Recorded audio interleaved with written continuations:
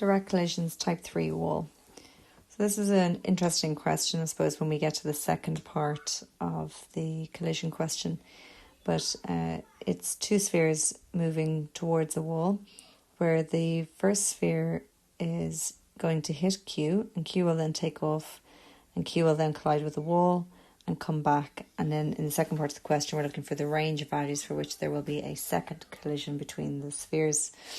So in doing this table out, we're going to look at part 1 first of all, same way as we always do, with our principle of conservation of momentum and our Newton's experimental law of restitution, which will allow us to find the speed. And it says in terms of U and E after the first collision. So I'm going to get you to make out your table for before, mass, and after. If you pause the video and complete the table. So before, for the sphere P, we're told it has a mass of 3m and it's moving with a velocity of u in the I direction. And afterwards, we don't know what its velocity is, so it'll be p in the I direction. Q, we're told, is at rest, so it has no velocity. And it has a mass of 13m. And then afterwards, we don't know what its velocity is, so we'll call it Q.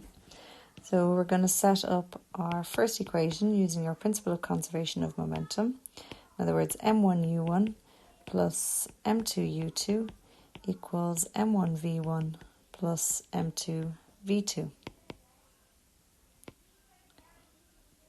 So if I'm subbing in my values there, then I have 3m times u plus 13m times 0 is equal to 3m times p plus 13m times q. And our m then will cancel all the way across, which leaves us then with an equation in terms of p and q. So we have 3p plus 13q is equal to 3u. And then we want to do our Newton's experimental law of restitution, which is v1. And that's equal.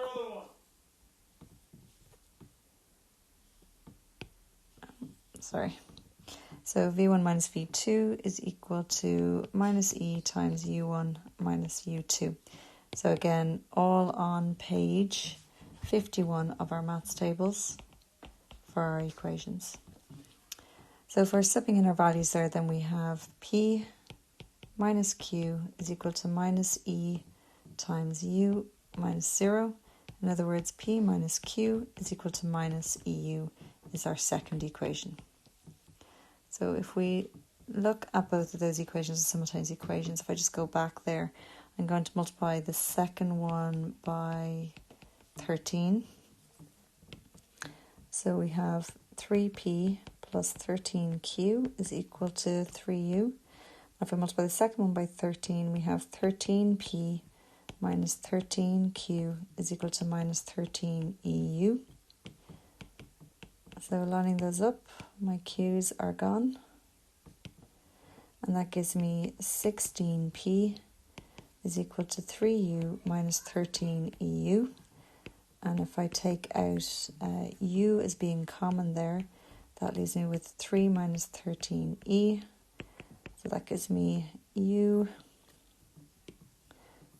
over 16 times 3 minus 13e for p. And then I can sub p into either 1 or 2 to try and find q. So that gives me 3 times p, so 3 times u over 16 times 3 minus 13e plus 13q is equal to 3u. So of course we're going to try and get u here on its own. So I'm going to multiply everything across there by 16. So that gives me 3u times 3 minus 13e plus 16 times 13 is 208q, and 16 times 3 is 48u. So to get q on its own, so I'll have 208q is equal to 48u minus 9u plus 39 EU.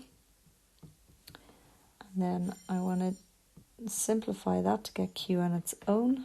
So I'm going to take out U as being common there. So we have 208Q is equal to 39U plus 39 EU. And then if I divide across by 208, I end up with 39 EU is common, and I've got 1 plus E over 208. And of course 39 over 208 is 3U over 16 times 1 plus E. Okay, so that's our velocity after the first collision. So if we go back to the question, it then says we've to find the range of values for E for which there will be a second collision. All right, so what we're seeing here is Q is going to approach the wall, okay, after P has hit Q. Well, P can either continue on that way or it can go in the opposite direction. We don't know what's happening to the velocity of P because I don't know what U is and I don't know what E is. So therefore I don't know what its velocity direction is going to be. But after Q hits the wall, it can then come back and collide with P or not, okay? So if P is moving away from Q, so say if the actual direction P is going, if I do it in yellow, is away from Q, then Q has to catch up with P. In other words, Q's velocity has to be greater than P's velocity in order for it to catch up and have a second collision. So we're going to use that idea then to find the range of values for E. So a range we expect to be an inequality answer. Okay, so let's have a look at part 2. So the first thing we have to work out with is Q is going to collide with the wall. So when Q collides with the wall, that is an impact. And we know when we have an impact that we have minus E is equal to V over U, so new velocity over old velocity. So in other words, our new velocity is going to be equal to minus E times its old velocity. And we saw its old velocity was 3U over 16 times 1 plus E.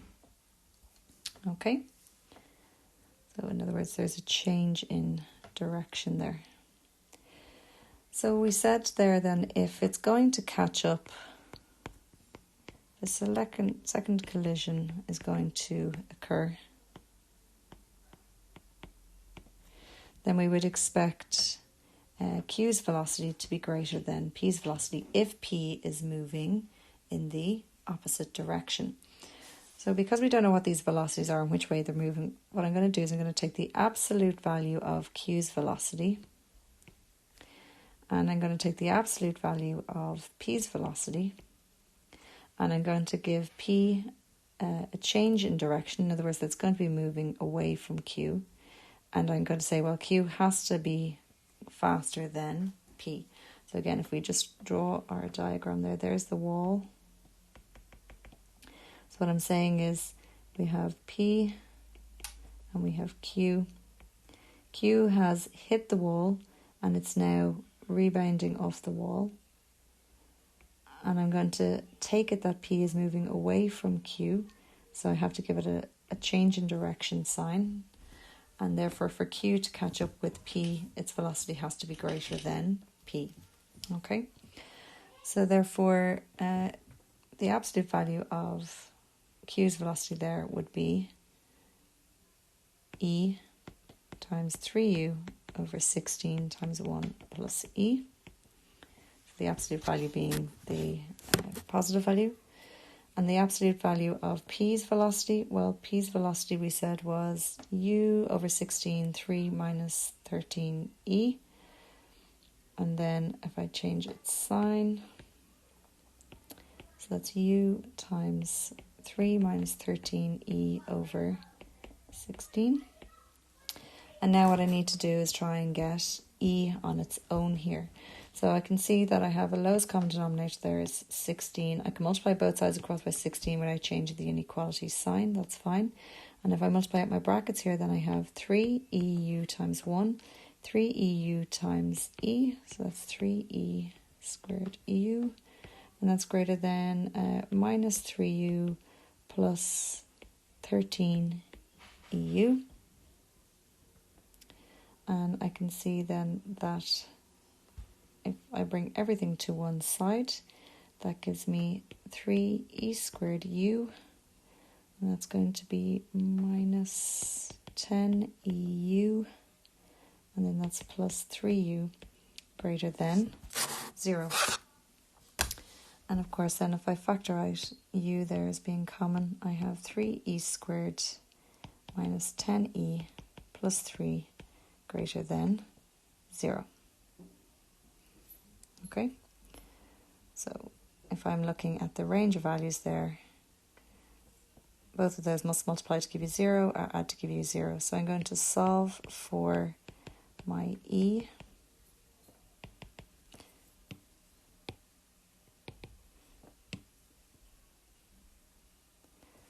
So the velocity U can't obviously be 0, so we're only interested in the range of values for E here. So I can divide across by U there, okay? So what multiplies to give me 9 and adds to give me minus 10 must be minus 9 and minus 1. So I end up with a quadratic 3E squared minus 9E minus E plus 3 equals 0. If I take out the highest common factor there, I'm left with E minus 3 minus 1. If I take out, I'm left with E minus 3.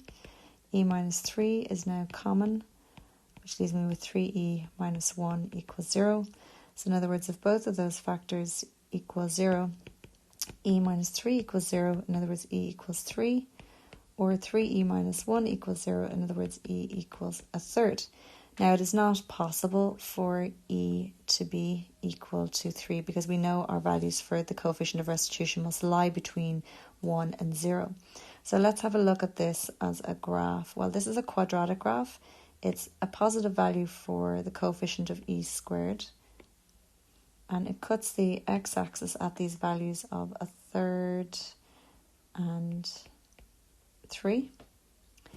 If I look at the inequality, well, it was greater than 0, so that means that y values are above the x-axis. So in other words, here it's lying above the x-axis for y, and it is greater than 0, so therefore we're looking at empty circles. And of course we know that it cannot be in this direction here, okay? So it can't be greater than 3 because that's not possible. So then it has to be less than a third. But of course it can't be infinitely less than a third because our coefficient of restitution only lies between 0 and 1. So therefore what we actually end up with is the range of values. We say hence, if there is a second collision,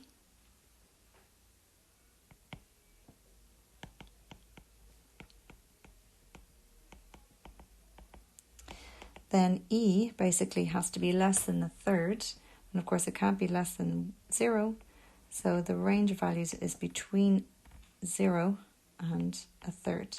And of course it can't be equal to a third because if we go back to that inequality again, look at it, it was greater than 0, not greater than or equal to 0. So therefore then when we're subbing in here, it has to be 0 less than or equal to E, which is less than a third, is our range of values. Now there was 10 marks going for that. So a lot of times these hard questions and these hard parts are actually only worth 5. But in this particular year, 2003, it was actually worth 10 marks, okay? So for setting up this equation here, we were getting 5 marks and we were getting 5 marks then for the range. And if I go back to the first part of the question, we have Q is 5 and we have our two equations are 10 marks, so that was nice that year.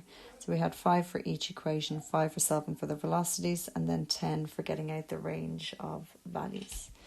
Okay? So just as a side note, what would have happened if we look at the wall if we had said that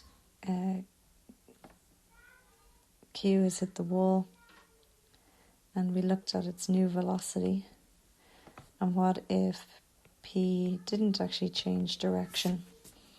Well, if P didn't change direction, then its velocity we saw was U over 16, 3 minus 13e. Right, and if it didn't change direction, well, basically that would mean that this would stay positive. Right, so in other words, this must stay the same sign for it to stay in the same direction. So that would mean that 3 minus 13e would have to be greater than 0, because obviously if that's less than 0, that would make the velocity negative, meaning that P has changed direction. And in which case then, if this has to be positive, then that gives us minus 13e must be greater than minus 3. In other words, e must be less than 3 over 13. Now, 3 over 13 is actually less than a third anyway. So therefore, that still ties in with the fact that e has to lie between a third and 0.